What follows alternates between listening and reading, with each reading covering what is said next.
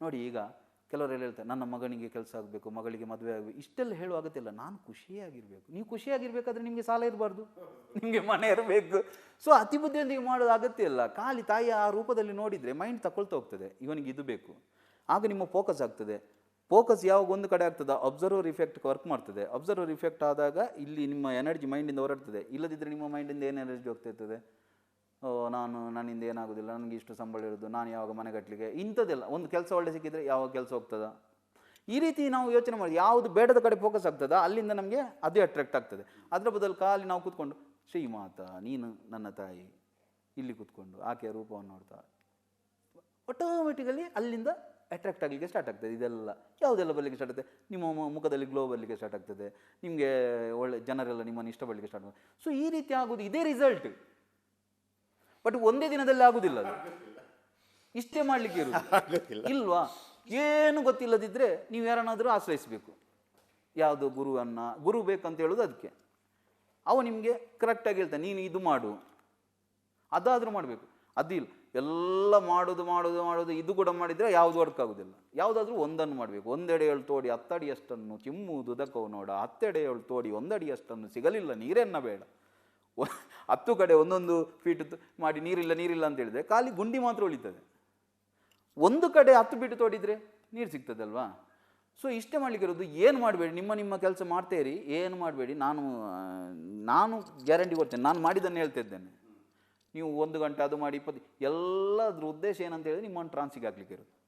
ನೀವು ಒಮ್ಮೆ ಆ ಟ್ರಾನ್ಸ್ ಸ್ಟೇಜನ್ನು ಸಬ್ಕಾನ್ಷಿಯಸ್ ಮೈಂಡನ್ನು ರೀಚ್ ಆಗೋದನ್ನು ಕಲಿತರೆ ನೀವು ಖಾಲಿ ಸುಮ್ಮನೆ ಕೂತ್ಕೊಂಡು ಒಂದು ಡೀಪ್ ಶ್ವಾಸ ತಗೊಂಡು ನಾನು ಶ್ವಾಸ ಬಾಡಿಯನ್ನು ಲೂಸ್ ಬಿಟ್ಟು, ಬಾಡಿ ಮತ್ತು ಮೈಂಡ್ ಬೇರೆ ಅಲ್ಲ, ಬಾಡಿಯನ್ನು ಲೂಸ್ ಬಿಟ್ಟ ಕೂಡಲೇ ನಾವು ಹೇಳಿಕೊಡ್ತೇವೆ ಅದೆಲ್ಲ ಹೇಗೆ ಅಂತ. ಟ್ರಾನ್ಸಿಗೆ ಹೋಗ್ತೀರಲ್ವ, ಆಗ ನೀವು ಹೇಳಬೇಕು ನಾನು ಧ್ಯಾನದಲ್ಲಿ ತುಂಬ ಡೀಪಿಗೆ ಇವತ್ತು ಹೋಗ್ತೇನೆ. ನೀವೊಂದು 10 ವರ್ಷ 20 ವರ್ಷ ಧ್ಯಾನ ಮಾಡಿದವರು ಆದರೆ ಕೂಡ ಈ ರೀತಿ ನೀವು ಸಜೆಷನ್ ಕೊಟ್ಟು ನಂತರ ಧ್ಯಾನ ಕೂತ್ರೆ ನೀವು ಎಷ್ಟು ಡೀಪಿಗೆ ಹೋಗ್ತೀರ ಅಂತ ಹೇಳಿದ್ರೆ ನೀವು ಲೋಕದ ಪರಿವೇ ಇರುವುದಿಲ್ಲ. ಸೊ ಇದೆಲ್ಲ ಸಿಂಪಲ್ ಅಧ್ಯಾತ್ಮ ಅಂತ ಹೇಳಿದರೆ ಮೈಂಡನ್ನು ಬಾಡಿಯನ್ನು ಆ್ಯಕ್ಟಿವೇಟ್ ಮಾಡೋದು ಅಷ್ಟೇ ಮಾಡಲಿಕ್ಕೆ ಇರೋದು. ಯಾವುದನ್ನು ನೀವು ಮುಚ್ಚಿ ಹಾಕಿದ್ದೀರಾ, ಬೆಳಕಿಲ್ಲ ಅಂತ ಕತ್ತಲೆ ಕೊನೆಯಲ್ಲಿ ಕೂತು ಹತ್ತರೆ ಬೆಳಕು ಬರ್ತದ, 100 ವರ್ಷ ಹತ್ತಿರ ಬರೋದಿಲ್ಲ, ಕಿಟಕಿ ತೆಗೆಯೋದು ಅಷ್ಟೇ. ಸೊ ಸಿಂಪಲ್ಲಾಗಿ ನಾನೇನು ಪಾಪ ಮಾಡಲಿಲ್ಲ, ನಾನೇನು ತಪ್ಪು ಮಾಡಲಿಲ್ಲ, ನನ್ನ ದೇಹ ಯಾಕೆ ಕೊಟ್ಟದ್ದು ಎಲ್ಲ ಕರಸ್ತ ಇದು ಕೈಯಲ್ಲಿ ಪಾಣಿಭ್ಯಾಮಲಿ ಪೂರ್ಣ ರತ್ನ ಚಷಕಂ ರಕ್ತೋತ್ಪಲಂ ಬಿಭ್ರತೀಂ ಸೌಮ್ಯಾಂ ರತ್ನ ಘಟಸ್ಥ ರಕ್ತಚರಣಾಂ ಧ್ಯಾಯೇತ್ ಪರಾಮಂಬಿಕಾಂ ಬರ್ತದೆ. ಒಂದು ಕೈಯಲ್ಲಿ ನವರತ್ನಗಳಿಂದ ಶೋಭಿಸುವಂಥ ಒಂದು ಪಾತ್ರೆ ಇದೆ ಅಂತೆ, ಅದರಲ್ಲಿ ಹೆಂಡ ಇದೆ ಅಂತೆ. ಇನ್ನೊಂದು ಕೈಯಲ್ಲಿ ಕೆಂಪಿನ ತಾವರ ಇದೆ ಅಂತೆ. ಯಾಕೆ ಅಂತ ಹೇಳಿದರೆ ಇದು ಭೋಗ, ಅಮಲದು ಸಂಸಾರದ್ದು, ಇದು ಮೋಕ್ಷ. ಎರಡು ಕೊಡಬೇಕು, ಬ್ಯಾಲೆನ್ಸಿಂಗ್ ಮಾಡಬೇಕು. ನೋಡಿ, ನೀರುಳ್ಳಿ ಬೆಳ್ಳುಳ್ಳಿ ತಿನ್ನಬಾರ್ದು ಆಧ್ಯಾತ್ಮಿಕ ಲೆವೆಲಲ್ಲಿ. ಬಟ್ ನಿಮ್ಮ ದೇಹಕ್ಕೆ ನೀರುಳ್ಳಿ ಬೆಳ್ಳುಳ್ಳಿ ಬೇಕೇ, ಅರ್ಥ. ಎನರ್ಜಿ ಲೆವೆಲಲ್ಲಿ ಡೌನ್ ಆಗ್ತದೆ. ಅದಕ್ಕೆ ಯಾವುದು ಅತಿ ಆಗಬಾರ್ದು. ಒಮ್ಮೊಮ್ಮೆ ತಿಂಗಳಿಗೊಮ್ಮೆ ಅದು ತಿನ್ನಬೇಕು. ಯಾವುದು? ನೀರುಳ್ಳಿ ಬೆಳ್ಳುಳ್ಳಿ ದೇಹಕ್ಕೆ ಹೋಗಬೇಕು. ಇದು ನಾವೇನು ಮಾಡ್ತೇವೆ, ಎಲ್ಲವನ್ನು ಅತಿ ಮಾಡ್ತೇವೆ, ತಿನ್ನಲೇಬಾರ್ದು, ಹಾಗೆ ಮಾಡಬಾರ್ದು. ಅದಕ್ಕೆ ಬ್ಯಾಲೆನ್ಸಿಂಗ್ ಮಾಡೋದು ಭೋಗ ಮತ್ತು ಮೋಕ್ಷವನ್ನು. ಏನು ಮಾಡ್ತಾ ಇದ್ದೇವೆ, ಪರೇಶಾನ ಸಮಚಿರದು, ಬೇರೆಯವರಿಗೆ ತೊಂದರೆ ಆಗಬಾರ್ದು ಅಷ್ಟೇ. ನಾವು ಇದು ನನಗೆ ಸರಿ ಅನ್ನಿಸ್ತದ, ಇದಿದೆ ಈ ಒಂದು ಮೆಷಿನ್ ಕಾರ್ ಡ್ರೈವ್ ಮಾಡುವಾಗ ಏನಾದರೂ ಪ್ರಾಬ್ಲಮ್ ಬಂದರೆ ನೀವು ತೋರಿಸ್ತೀರಲ್ವ, ಅದೇ ರೀತಿ ನಿಮ್ಮ ದೇಹದಲ್ಲಿ ಇದೇ ಯಾಕೆ ಆಗ್ತದೆ ನನಗೆ, ಈ ರೀತಿ ನೀವು ಫೋಕಸ್ ಮಾಡಿದ ಕೂಡ ಅದು ಹೊರಟಾಗ್ತದೆ. ನಾವು ಅದಕ್ಕೆ ಹೆದರಿದಷ್ಟು ಅದು ನಮ್ಮನ್ನು ನಾಟಕ ಮಾಡ್ತದೆ. ಸಿಂಪಲ್ ಅಲ್ವಾ? ದೇಹ ಹೀಗೆ ನಡೀತು, ನಾನು ಮಾಡಿದ್ದು ದೇಹವ, ಹೌದಲ್ವ? ಸೊ ಅಷ್ಟೇ ವಿಷಯ ಇರೋದು. ಓಕೆ, ಶ್ರೀನಾಥ್ ಶೆಟ್ಟರ್ ಹತ್ರ ನಾನು ಖಂಡಿತವಾಗಲೂ ಇವತ್ತಿನ ಈ ಇಂಟರ್ವ್ಯೂನಲ್ಲಿ ಇಷ್ಟು ಮಾಹಿತಿಗಳನ್ನು ಕಲೆ ಹಾಕುವಂಥ ಪ್ರಯತ್ನಗಳು. ನೀವೊಂದು ಹೇಳಿದ್ರಿ ನಿದ್ರೆನೆಲ್ಲ ಕಂಟ್ರೋಲ್ ಮಾಡೋದು ಹೇಗೆ. ಅಲ್ಲ, ನನಗೆ ಅದೊಂದು ಭಾಳ ಮುಖ್ಯವಾಗಿದ್ದದ್ದು ಒಂದು ಕೇಳಲಿಕ್ಕೆ. ಈ ನರೇಂದ್ರ ಮೋದಿಯವರು 18 ಗಂಟೆ 16 ಗಂಟೆ ಕೆಲಸ ಮಾಡ್ತಾರೆ. ಅವರು ನಮಗೆ ಒಂದು ಆಶ್ಚರ್ಯ ಆಗುತ್ತೆ. ಆ ನಿದ್ದೆ ಒಂದು 8 ಗಂಟೆ ಬೇಕು ಅಂತ ಹೇಳ್ತಾರೆ ಸಾಧಾರಣವಾಗಿ. ಎಲ್ಲರೂ 8 ಗಂಟೆ ಬೇಕು. ಆಯಿತು, 8 ಗಂಟೆ ಮಾಡಿಲ್ಲ ಅಂತಂದರೆ ನಾವು ಒಂದೆರಡು ದಿವಸ ಪ್ರಯತ್ನ ಪಡ್ಬೋದಪ್ಪ. ಮರು ದಿವಸ ಮುಖ ಎಲ್ಲ ಹೀಗಿರ್ತದೆ. ನರೇಂದ್ರ ಮೋದಿ ಅವರು ಬೆಳಿಗ್ಗೆ 4 ಗಂಟೆಗೆ ಎದ್ದಿರ್ತಾರೆ, ಅದೇ ಗ್ಲೋ ಇರ್ತದೆ. ಏನದು? ಅದೇ ಅದು ಈಗ ನೋಡಿದರೆ ಅಲ್ಲ, ನಾನೇನು ದೊಡ್ಡ ಮನುಷ್ಯ ಅಂತಲ್ಲ, ಆದರೂ ನನಗೆ ಕೂಡ ನಿದ್ದೆ ಬಾರಿಕೆ ನಾನೊಂದು 4 ಗಂಟೆ ಮಾಡ್ತೇನೆ ಅಷ್ಟೇ. ಸೊ ಮನುಷ್ಯ ದೇಹ ಒಂದೇ ಅಲ್ವ ಎಲ್ಲರದ್ದು, ಅದನ್ನು ನಾವು ಯಾರು ಆಕಾಶದಿಂದ ಬಂದವರು ಯಾರಿಲ್ಲ. ಬಟ್ ದೇಹ ಮತ್ತು ಮನಸ್ಸು ಬೇರೆ ಬೇರೆ ಅಲ್ಲ. ದೇಹವನ್ನು ರಿಕವರಿ ಮಾಡಲಿಕ್ಕೆ, ದೇಹಕ್ಕೆ ರೆಸ್ಟ್ ಕೊಡಲಿಕ್ಕೆ ಬೇಕಾಗಿ ನಿದ್ರೆ ಇರುವುದು. ನೀವು 4 ಗಂಟೆ ನಿದ್ರೆ ಮಾಡೋದನ್ನು ಒಂದು 10 ನಿಮಿಷ ಟ್ರಾನ್ಸಲ್ಲಿ ನಿಮಗೆ ಆ ರೆಸ್ಟ್ ಬರ್ತದೆ ನಿಮಗೆ. ಈಗ ನೋಡಿ ಹುಚ್ಚರ ಅಥವಾ ಮಾನಸಿಕವಾಗಿ ಪ್ರಾಬ್ಲಮ್ ಇರೋರೆಲ್ಲ ಕೈಕಾಲು ಅಲ್ಲಾಡಿಸ್ತಾ ಇರ್ತಾರೆ ಹೀಗೆ ಅವ್ರಿಗೆ ಕೂತಲ್ಲಿ ಕೂರ್ಲಿಕ್ಕೆ ಆಗೋದಿಲ್ಲ ಈ ರೀತಿ ಅಂತ ಹೇಳಿದರೆ ಮೈಂಡ್ ಎಷ್ಟು ಡಿಸ್ಟರ್ಬ್ ಇರ್ತದೆ ಬಾಡಿ ಕೂಡ ಅಷ್ಟೇ ಡಿಸ್ಟರ್ಬ್ ಇರ್ತದೆ. ಅದು ಕೇಳಿದ್ದು ನಾನು, ಈಗ ಒಬ್ಬ ಮನುಷ್ಯನ ಈಗ ಅಲ್ಲಾಡಿಸುವಾಗ ಗೊತ್ತಾಗ್ತದೆ. ಮೈಂಡ್ ಶಾಂತ ಇದ್ದರೆ ಅವನ ಬಾಡಿ ಕೂಡ ಲೂಸ್ ಆಗ್ತದೆ. ಆಗ ನಿಮಗೆ ಸ್ಟ್ರೆಸ್ಸಲ್ಲೆಲ್ಲ ಇಲ್ಲಿ ನೋವು ಬರೋದು ಬೆನ್ನಲ್ಲೆಲ್ಲ ಹಾಗೆ. ಸೊ ಮೈಂಡ್ ಎಷ್ಟು ಕೂಲ್ ಆಗ್ತದೆ ಅಷ್ಟು ಬಾಡಿ ಕೂಡ ಲೂಸ್ ಆಗ್ತದೆ. ಸೊ ನೀವು ಹಿಪ್ನೋಸಿಸನ್ನು ಮಾಡಿದರೆ, ಮೋದಿಯವರು ಕೂಡ ಮಾಡ್ತಾರೆ, ನಂಗೆ ಗೊತ್ತಿದೆ, ಅವರು ಕಲ್ತು ಬಂದಿದ್ದಾರಂತೆ, ನ್ಯೂಯಾರ್ಕಲ್ಲಿ ಕಲ್ತು ಬಂದಿದ್ದಾರೆ ಅಂತ ಹೇಳ್ತಿದ್ರು, ಗೊತ್ತಿಲ್ಲ ನನಗೆ ಸರಿ. ನನಗೆ ಕಲಿಸಿದವರು ಹೇಳಿದರು ಅವರು ನ್ಯೂಯಾರ್ಕಲ್ಲಿ ಕಲ್ತಿದ್ದು ಬಂದಿದ್ದಾರೆ ಹಿಪ್ನೋಸಿಸ್ ಮತ್ತು NLP ಅಂತ. ಸೊ ಆ ರೀತಿ ನೀವು ಮಾಡಿದಾಗ ಕೂಡ ನನಗೆ ಕೂಡ ಒಮ್ಮೆ ಬೆಳಿಗ್ಗೆ ಎದ್ದ ಫುಲ್ ಮುಖ ಎಲ್ಲ ಇಟ್ಕೊಂಡಿರ್ತದೆ. ಸೊ ಹಾಗೇ ಮಾಡಬೇಕು ನಾವು.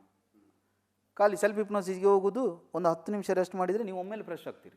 ನೀವು ನಿಮಗೆ ಸಜೆಷನ್ ಕೊಟ್ಟರು ಮಾಡ್ಬೋದು, ಕೊಡಬೇಕಂತಿಲ್ಲ. ಬಾಡಿ ಅಷ್ಟು ಲೂಸ್ ಆಗ್ತದೆ, ಅಷ್ಟು ರಿಲ್ಯಾಕ್ಸ್ ಆಗ್ತದೆ. ಮತ್ತು ಇದು ನೋಡಿ, ಮೋದಿಯವರು ಒಂದು 50 ವರ್ಷ ಅಥವಾ 40 ವರ್ಷ ಏನೋ ಒಂದು ಯುವಕರಾಗಿರುವಾಗ ಅವರನ್ನು ನೋಡಿ ಅಂತೆ, ಅಷ್ಟು ಏನು ಚೆನ್ನಾಗಿಲ್ಲ. ಗಾಂಧೀಜಿಯವರು ನೋಡಿ ಅದೇ ಬರೋದು. ಅವರು ಕೂಡ ಶಕ್ತಿ ಆರಾಧಕರೇ ಮೋದಿಯವರು. ಮತ್ತು ಗಾಂಧಿ ಕೂಡ ಒಂದು ಅಧ್ಯಾತ್ಮ ಹಿನ್ನೆಲೆಯಲ್ಲಿದ್ದವರು. ಅವರೆಲ್ಲ ಒಂದು ಏಜ್ ಆದ ನಂತರ ಏನು ರೀಸನ್ ಇರುವುದಿಲ್ಲ, ನಮಗೆ ಖುಷಿ ಆಗ್ತದೆ ನೋಡುವಾಗ ಅವರು. ಈಗ ಮದರ್ ತೆರೆಸರು ಮತ್ತೆ ಜನಗಳು ಸೇರೋದಿಲ್ಲ. ಸೊ ಅದು ಉಂಟಲ್ವಾ, ಅದೇ ಹೇಳಿದಲ್ವ, ಎಲ್ಲರೂ ಇಂಟರ್ ಕನೆಕ್ಟೆಡ್ ಆಗಿರೋ ಕಾರಣ ಯಾವಾಗ ನಿಮಗೆ ಈ ವಿಷಯ ಗೊತ್ತಾಗ್ತದ ಆಗ ನಿಮಗೆ ಎದುರು ನಾವು ಎಷ್ಟು ದೊಡ್ಡ ಜನ ಇದ್ದರೂ ನಿಮಗೆ ಅವನು 7 ವರ್ಷದ ಮಗುವಿನ ಥರ ಅಂತಾನೆ. ಯಾಕೆಂತ ಹೇಳಿದ್ರೆ ಸಬ್ಕಾನ್ಷಿಯಸ್ ಇರೋದು 7 ವರ್ಷದ ಮಗುವೆ. ಖಾಲಿ ಒಂದು ನೀವು ಒಂದು ಬೆನ್ನನ್ನು ಮುಟ್ಟಿದ್ರೆ ಪಾಪ ಮೆಲ್ಟ್ ಆಗ್ತಾನೆ ಅವ, ಎಷ್ಟು ದೊಡ್ಡ ಜನ ಆಗಿದ್ರು. ಹೇಗೆ ಅಂತ ಹೇಳಿದರೆ ತಾಯಿ ಟ್ಯಾಪಿಂಗ್ ಮಾಡಿದಾದರೆ ಸಬ್ಕಾನ್ಷಿಯಸ್ ಮೈಂಡಲ್ಲಿ ಇರ್ತದೆ ಬೆನ್ನನ್ನು. ಸೊ ಕೆಲವು ಸಿಂಪಲ್ ಟೆಕ್ನಿಕೆಲ್ಲ ಯೂಸ್ ಮಾಡೋ ಕಾರಣ. ಮತ್ತು ಅದೆಲ್ಲ ಇದೆ. ಅದು ಮೋದಿಯವರ ಬಗ್ಗೆ ಮತ್ತೊಂದು ಮಾತಾಡೋದು. ಅವರು ಯಾಕೆ ಅಂತ ಹೇಳಿದ್ರೆ ಅವರು ಭಾಷಣ ಮಾಡುವಾಗಲೇ ಅವರು ABCS ಫ್ಯಾಕ್ಟರನ್ನು ಯೂಸ್ ಮಾಡ್ತಾರೆ. ಅವರು observe the attention, bypass critical factor, ABS factor ಬರ್ತದೆ, ಸ್ಟಿಮ್ಯುಲೇಟ್ ಸಬ್ಕಾನ್ಷಿಯಸ್ ಮೈಂಡ್ ಅಂತ. ಸೊ ಅದನ್ನು ಅವರು ಇದು ಮಾಡ್ತಾರೆ. ಅವರು ಕಾನ್ಸಂಟ್ರೇಷನ್ ತಗೊಳ್ತಾರೆ. ಮೊದಲು ಒಂದೇ ಮಾತ್ರ ಈ ರೀತಿ ಹೇಳ್ತಾರೆ, ಅದೆಲ್ಲ ಇರ್ತದೆ ಅಂತೇಳಿ ಕಾನ್ಸಂಟ್ರೇಷನ್ ತಗೊಳ್ತಾರೆ. ನಂತರ ಬೈಪಾಸ್ ಮಾಡ್ತಾರೆ. ಸೊ ಇದೆಲ್ಲ ಟೆಕ್ನಿಕ್ ಅದು. ಸೊ ನಿಮಗೆ ಫ್ರೆಶ್ನೆಸ್ ಬರ್ತದೆ. ಮತ್ತು ನೀವು ಸಜೆಷನ್ ಕೂಡ ಕೊಡ್ಬೋದು. ಒಂದು 5 ಗಂಟೆ ನಿದ್ರೆಯಲ್ಲಿ ಎಷ್ಟು ನನ್ನ ಬಾಡಿ ಎಷ್ಟಾಗ್ತದ ಅಷ್ಟು ನನಗೆ ಈಗ ಆಗ್ತಾ ಉಂಟು, ಡೀಪ ನೀರು ಮಾಡಿ ಎದ್ದಾಗ ಫುಲ್ ಫ್ರೆಶ್ ಆಗ್ತದೆ. ಸೊ ಅದೆಲ್ಲ ಟೆಕ್ನಿಕ್, ಅದೇ ಹೇಳಿದಲ್ವಾ, ಅದೊಂದು ಭಾಳ ಮುಖ್ಯವಾಗಿ. ಖಾಲಿ ಮೈಂಡನ್ನು ಉಂಟಲ್ಲ ಸರ್, ಖಾಲಿ ನಮ್ಮ ಬಾಡಿ ನಮಗೆ ಆಪರೇಟ್ ಮಾಡಲಿಕ್ಕೆ ಗೊತ್ತಿಲ್ಲ. ವಿಶೇಷ ಹೌದೌದೌದು, ನಮಗೆ 500 ಕೋಟಿಯ ಬಾಡಿ ಸಿಕ್ಕಿದೆ. ಇಷ್ಟು ಟೆಕ್ನಿಕ್ ಏನೆಲ್ಲ ಬಂದಿದೆ ಅದು ಇದರೆದುರು ಬಚ್ಚ. ಅಷ್ಟು ಒಳಗೆ ಇದೆ ನಮ್ಮದು ಟೆಕ್ನಿಕ್.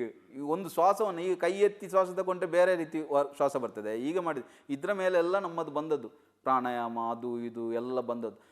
ಖಾಲಿ ನಮಗೆ ಇದನ್ನು ಆಪರೇಟ್ ಮಾಡಲಿಕ್ಕೆ ಗೊತ್ತಿಲ್ಲ. ಅದಕ್ಕೆ ಅಷ್ಟೇ ವಿಷಯ ಇರೋದು. ಡೆಲಿವರಿ ಆಗಿದೆ, ಇನ್ಸ್ಟಾಲ್ ಆಗಲಿಲ್ಲ. ಎಲ್ಲರ ಡೆಲಿವರಿ ಆಗಿದೆ. ಯಾವುದಾದ್ರು ಮೆಷಿನ್ ಡೆಲಿವರಿ ಆದರೆ ಇನ್ಸ್ಟಾಲ್ ಆಗಬೇಕಲ್ವಾ. ಸೊ ಇದು ಇನ್ಸ್ಟಾಲ್ ಆಗಲಿಲ್ಲ. ಹಿಂದಿನ ಕಾಲದಲ್ಲಿ ಇತ್ತು ಅದು ಇನ್ಸ್ಟಾಲೇಷನ್ ಮಾಡುವ ಪದ್ಧತಿ. ಅದಕ್ಕೆ ಉಪನಯನ ಅಂತ ಹೇಳ್ತಿದ್ರು. ಅಂತ ಹೇಳಿದ್ರೆ ಒಂದು ಎಕ್ಸ್ಟ್ರಾ ಕಣ್ಣು, ಜ್ಞಾನದ ಕಣ್ಣು. ಅದು ತಗೊಂಡವ ದ್ವಿಜ ಆಗ್ತಾನೆ, 2ನೇ ಸಲ ಹುಟ್ತಾನೆ. ಹುಟ್ಟುವುದು ಎಲ್ಲರೂ ಹುಟ್ಟುತ್ತಾರೆ, ಇದು 2ನೇ ಸಲ ಹುಟ್ಟುತ್ತಾನೆ.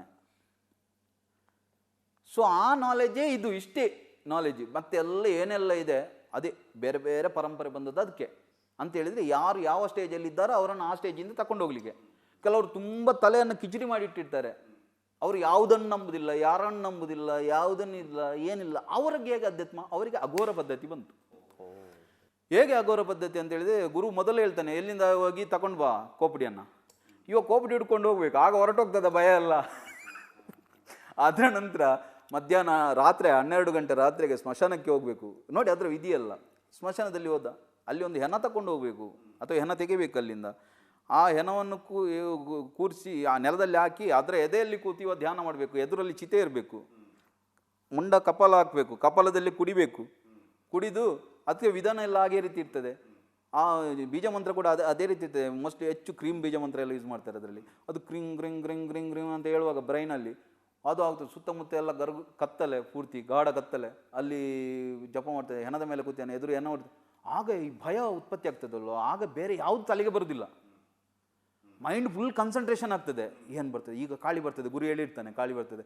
ಆಗ ಕ್ವಶನ್ ಮಾಡೋದಿಲ್ಲ ಮೈಂಡ್, ಹೇಗೆ ಕಾಳಿ ಬರೋದು, ಹಾಗೆ ಹೆಣದ ಮೇಲೆ ಕೂತಿದೆ. ಈಗ ಮಾಡ್ತಿರೋ ಮೈಂಡ್ ಪ್ರೊಜೆಕ್ಟ್ ಮಾಡಲಿಕ್ಕೆ ಸ್ಟಾರ್ಟ್ ಮಾಡ್ತದೆ. ಒಂದೇ ರಾತ್ರಿಯಲ್ಲಿ ಬೇಕಾದರೂ ಕಾಳಿಯನ್ನು ನೋಡ್ಬೋದು. ನಾನೊಂದು 2-3 ಜನರಿಗೆ ನಾನು ಕಾಳಿಯನ್ನು ತೋರಿಸಿದ್ದೇನೆ. ಸೊ ನಿಮಗೆ ಒಮ್ಮೆ ಮೈಂಡ್ ಹೇಗೆ ವರ್ಕ್ ಮಾಡ್ತದೆ ಅಂತ ಗೊತ್ತಾದರೆ ಅದರರ್ಥ ಅದು ಸುಳ್ಳ ಅಂತ ಕೇಳಿದ್ರೆ ಸುಳ್ಳಲ್ಲ, ಅವನ ಅನುಭವ, ಅದು ಸತ್ಯ. ಅದು ಯಾವಾಗ ಮೈಂಡ್ ಅವನಿಗೆ ನೋಡ್ತದ ಅವನು ಒಪ್ಕೊಳ್ತಾನೆ, ನಾನು ನೋಡಿದೆ ಅಂತ ಹೇಳಿದ್ರೆ ಅವನಿಗೆಲ್ಲ ಶಕ್ತಿ ಬರ್ತದೆ. ಅವನಿಗೆ ಹೇಳಿದ ಮಾತು ಸತ್ಯ ಆಗಲಿಕ್ಕೆ ಸ್ಟಾರ್ಟ್ ಆಗ್ತದೆ. ಯಾಕೆಂತೇಳಿ ಎಲ್ಲರೂ ಇಂಟರ್ ಕನೆಕ್ಟೆಡ್. ನೀವು ಒಂದು ಮಾತು ಒಬ್ಬನ ಮೈಂಡನ್ನು ನೀವು ನೋಡಿ, ಒಂದು ಇಷ್ಟು ಚಿಕ್ಕ ರಿಮೋಟ್ ಇಟ್ಕೊಂಡು ಟಿ ವಿಯನ್ನು ಕಂಟ್ರೋಲ್ ಮಾಡ್ತೀರಿ, ಒಂದು ಇಷ್ಟು ಚಿಕ್ಕ ಕಂಪ್ಯೂಟರಲ್ಲಿ ಮಂಗಳ ಗ್ರಹದಲ್ಲಿರುವ ವಸ್ತುವನ್ನು ಇದು ಮಾಡ್ತೀರಿ. ಸೊ ನಮ್ಮ ಬ್ರೈನ್ ಅಷ್ಟು ಸೊಫಿಸ್ಟಿಕೇಟೆಡ್ ಆದ ಕಾಂಪ್ಲಿಕೇಟೆಡ್ ಆದ ಮೆಷಿನ್ ಇನ್ನೊಂದು ಇಲ್ಲ ಭೂಮಿಯಲ್ಲಿ. ಸೊ ಈ ಬ್ರೈನಿಂದ ಮತ್ತೊಂದು ಬ್ರೈನನ್ನು ಕಂಟ್ರೋಲ್ ಮಾಡೋದು ಒಪ್ಪುಕೊಳ್ಳೋದಿಲ್ಲ ನಾವು. ಅದರ ಅರ್ಥ ಎಲ್ಲ ಕಂಟ್ರೋಲ್ ಮಾಡ್ಬೋದು ಅಂತಲ್ಲ, ಬಟ್ ಕೆಲವು ವಿಷಯ ಹಾಕ್ಬೋದು ಅವರಿಗೆ ತಲೆಗೆ, ನಮ್ಮ ಕಡೆ ಅಟ್ರಾಕ್ಟ್ ಮಾಡ್ಬೋದು. ಹಾಗೆ ಅಟ್ರಾಕ್ಟ್ ಮಾಡುವಾಗ ಕೂಡ ನಮ್ಮ ತಲೆಯಲ್ಲಿ ಇರಬೇಕು, ನನ್ನ ಹತ್ರ ಬಂದವರಿಗೆ ನಾನು ಅವರಿಂದ ಏನು ತಗೊಳ್ತೇನೋ ಅದಕ್ಕಿಂತ ಜಾಸ್ತಿ ಅವರಿಗೆ ಹೆಲ್ಪ್ ಮಾಡ್ತೇನೆ. ಈ ರೀತಿ ಇದ್ದಾಗ ನಿಮ್ಮ ಒಳಗೆ ಅದು ಸಪೋರ್ಟ್ ಮಾಡ್ತದೆ ಸಾಫ್ಟ್ವೇರ್. ಇಲ್ಲದೆ ಸಾಫ್ಟ್ವೇರ್ ಅಲ್ಲಿಗೂ ಇರೋದು ಅದೇ ಸಾಫ್ಟ್ವೇರ್ ಅಲ್ವಾ, ಇಲ್ಲಿ ಇರೋದು ಅದೇ ಸಾಫ್ಟ್ವೇರ್. ಈಗ ಬಂದವನನ್ನು ಮೋಸ ಮಾಡ್ಬೋದು ಈ ರೀತಿ ತಲೆಗೆ ಬಂದರೆ ಸಾಫ್ಟ್ವೇರ್ ವರ್ಕ್ ಆಗೋದಿಲ್ಲ. ಸೊ ಇಷ್ಟೇ ವಿಷಯ ಅಷ್ಟೇ ಇರೋದು. ವೀಕ್ಷಕರೇ, ನಾವು ಹೇಳಿದ್ವಿ 500 ಕೋಟಿಯ ಈ ಇಡೀ ಶರೀರ, ಅದರಲ್ಲಿ ಮೈಂಡು, ಆ ಮೆಕ್ಯಾನಿಸಮು ಹಂತ ಹಂತವಾಗಿ ಇನ್ಸ್ಟಾಲ್ ಮಾಡ್ತಾ ಹೋಗ್ತೀವಿ. ಇವತ್ತು ಆರಂಭ ಮಾಡಿದ್ದೀವಿ. Thank you very much Srinivas Shetre. ಅದು ಒಂದು ವಿಶೇಷದಿಂದ ಕೂಡಿತ್ತು. ಅದು ನಮ್ಮ ವೀಕ್ಷಕರಿಗೆ ಎಷ್ಟೆಷ್ಟು ಅರ್ಥ ಮಾಡ್ಕೋತಾರೆ ಅದು ಕೂಡ ವೆರಿ ಇಂಪಾರ್ಟೆಂಟ್. ಅರ್ಥ ಮಾಡ್ಕೊಳ್ಳೋದು ಯಾರು ಗೊತ್ತಾ ಸರ್, ಅಧ್ಯಾತ್ಮದಲ್ಲಿ 10-12 ವರ್ಷ ತಿರುಗಾಡಿದವ ಇರ್ತಾನಲ್ವಾ, ಅವನಿಗೆ ನಾನು ಏನು ಹೇಳ್ತಾ ಇದ್ದೇನೆ ಗೊತ್ತಾಗ್ತದೆ. ಯಾಕೆಂದರೆ ಬೇರೆದವರಿಗೆ ವ್ಯಾಲ್ಯೂ ಗೊತ್ತಿರೋದಿಲ್ಲ ಅದು. ಈಗ ನಮ್ಮ ಹತ್ರ ನೋಡಿ ತುಂಬ ಹಿರಿಯ ಬ್ರಾಹ್ಮಣರೆಲ್ಲ ಬರ್ತಾರೆ ಕಲೀಲಿಕ್ಕೆ, ಡಾಕ್ಟರ್ಸ್ ಎಲ್ಲ ಬರ್ತಾರೆ. ಯಾಕೆ ಬರ್ತಾರೆ ಅವರು? ನಾನು ನಥಿಂಗ್. ಅವರಿಗೆ ಗೊತ್ತಿರ್ತದೆ, ಯಾರಿಗೆ ಗೊತ್ತಿರ್ತದೆ ಅವನಿಗೆ ವ್ಯಾಲ್ಯೂ ಗೊತ್ತಿರ್ತದೆ ಅದ್ರದ್ದು.